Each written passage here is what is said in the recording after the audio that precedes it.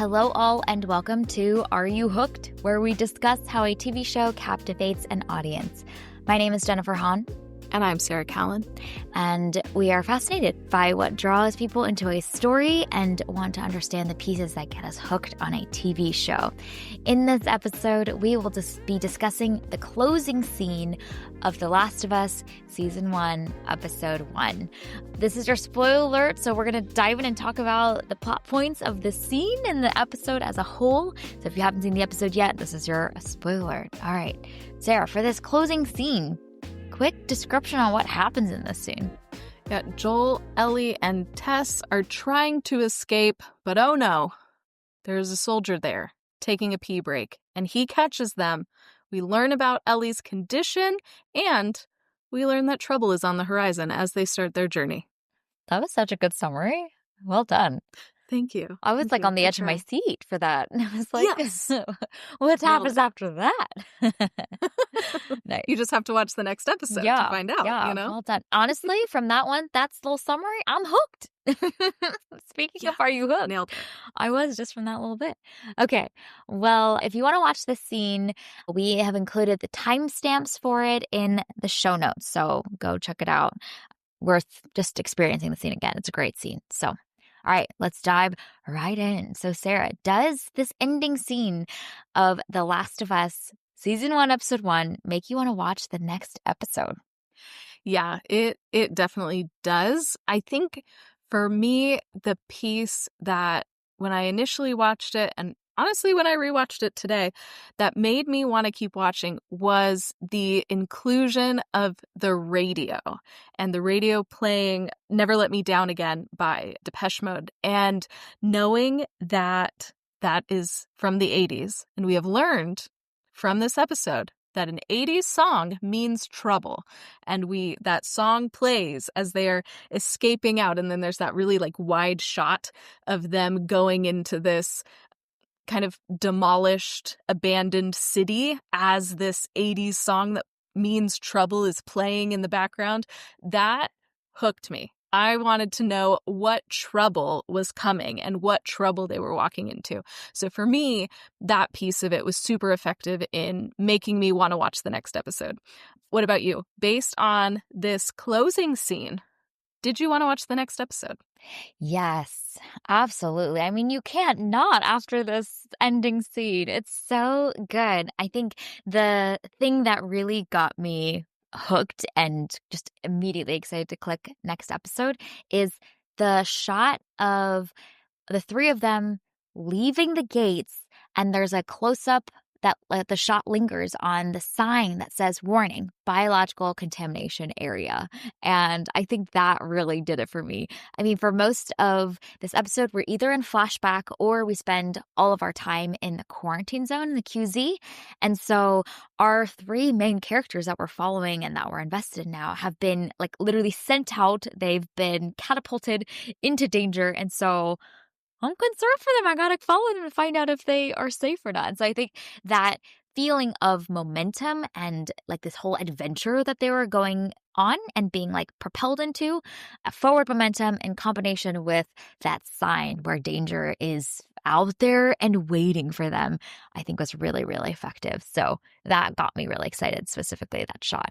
Yeah, that is a great shot. And especially because we have seen them encounter throughout the episode so much danger in the QZ. And now they are leaving this more controlled environment to go outside the fence. And we don't know what they're going to meet there. So it's also that feeling of forward momentum, like you said, and it's this feeling of intrigue of oh no, what could be out there? What are we going to see? And you just have to click the next episode and find out. Yeah, absolutely. Absolutely. And then I think another dimension that makes this ending scene really interesting is that we don't know what the emotional relationships between these three are going to look like after some of the discoveries that are made in this ending scene. So that big discovery where Tess and Joel realize that Ellie's test comes back positive, but then she's explaining, no, don't worry, I've been bit 3 weeks ago, I'm okay. but we don't get to see the aftermath of any of that conversation and what their mistrust of her is going to look like. Are they going to abandon her? Are they going to understand her condition and take her along with the journey? I think all of the like emotional fallout and implications of that reveal and that discovery that the characters make, we don't have time to experience in this episode. And they don't have time to figure it out either because they got to go because people are coming after them. And so I think that was another really great forward momentum piece of this ending scene is just the character dynamics and how this new discovery that they've made might change and evolve how they navigate in the next episode, all of the implications of that. And so I love that we just don't get to see any of that. And they're just kind of got to get ushered through the fence and onto their next adventure. So we know that that is waiting for us in episode 2 is now they got to figure out like, what is going on here? Why Ellie? What is happening here? And then what's the conflict that might even arise between Joel and Tess as they might disagree with what choice they should make with this new information. So I think all of those character conversations and implications and how they're going to navigate that was also an interesting question mark that this episode leaves you with. And I remember the first time that I watched this episode, I was so struck by how violent Joel is in this episode and just him wailing on this dude. And I love that, you know, we've seen him have to take like drastic measures throughout this episode, and he gets in his fair share of scrapes, but here he just unloads on him, and there's so much pain and so much trauma in that. It's almost like he's just having an out-of-body experience. And I thought that was a really fascinating piece to kind of end this episode on, because we're also seeing something new out of Joel as well. And we know that he went through hell throughout this episode, and then we're seeing the way that is kind of eating him from the inside, and the way that sometimes that will show up in the real world as well. And so the way that this final scene, the music cuts out and you just hear him punching this dude, and it's so jarring and so violent. And so, like you were saying, the emotional arc of these characters and the relational arc of these characters, Tess and Ellie just watched him beat this guy, and now they have to continue on this journey with him. And so I think that in addition to the reveal about Ellie, makes for some really interesting character developments, because they don't know what's going on in Joel's mind and what state he is going to be in for this journey as well. But they know that they need him. And I think that is a really interesting character piece to kind of tee up what we'll see in the next episode. Mm-hmm. Yeah. And they don't have time to process watching Joel be incredibly violent, because I was surprised watching this a second time how immediate the discovery is that Tess makes with the red scanner. And there's like almost no moment to breathe, that you just see Ellie and Joel looking at each other, and like the tension is hanging in the air. And then just when you think like, okay, like let's dissipate that tension a little bit, no, we're actually going to ratchet up the temperature of the tension by having this whole nother reveal. So I think that like the back-to-backs of those big dramatic moments and the way that the show doesn't give us any time to breathe between them is really genius. And the compounding effect of the tension building and the whole host of new revelations and new things that these characters need to process about what they've just learned about each other in every direction is a big part of what makes this episode ending really, really fun, really dramatic. Yes. Yeah. And you see, they just got to do what they got to do to survive. Like, there's no time to think about these larger things, to take time to think about how we're feeling. It's just, we just have to go. And I think that helps a lot with the forward momentum in this show. And this show does a really good job of not sacrificing emotion for the sake of that forward momentum, but the two are constantly present with each other, and you can you can see the way that, like Joel wailing on this dude, all of these really big feelings that he's feeling that have not been processed are just coming out in weird ways because they haven't had time to actually sit down and process through the trauma and the grief and the anger and all of the things. And so you can just sense all of that in them, but they got to keep going because they just have to survive. They will deal with the feelings later.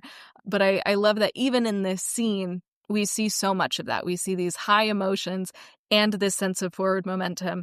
And it proves that you can have both in a really tense action scene like this.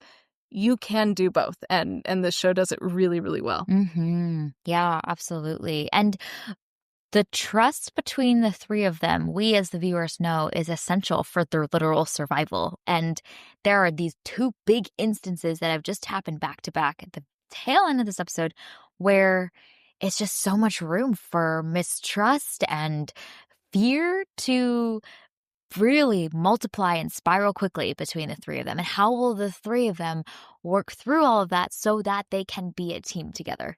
Because Tess and Joel, I guess their couple name would be Jess. Tess and Joel. It could be Jess. I'm here for it. It's a lot of words, a lot of names. Just lump them together. So Tess and Joel, they are now mistrustful of Ellie because they were not aware of her condition and that was not disclosed to them. And they've just now made this big discovery that she didn't tell them about. And they don't know. And they have gut fear and just a lack of understanding of how contagious she is or isn't. And then similarly in the other direction, I don't think Ellie has really processed and understood just how much Joel is capable of, but all of a sudden she has gotten a tiny glimpse into everything that's brewing within him and the fear that she must be feeling in that moment as well. And then obviously you throw on top of those two moments the fact that they're literally entering the biological contamination area. So lots more fear to pile onto that. And so our characters are very much being pressed, and that makes for some great tension, great fun for us as viewers.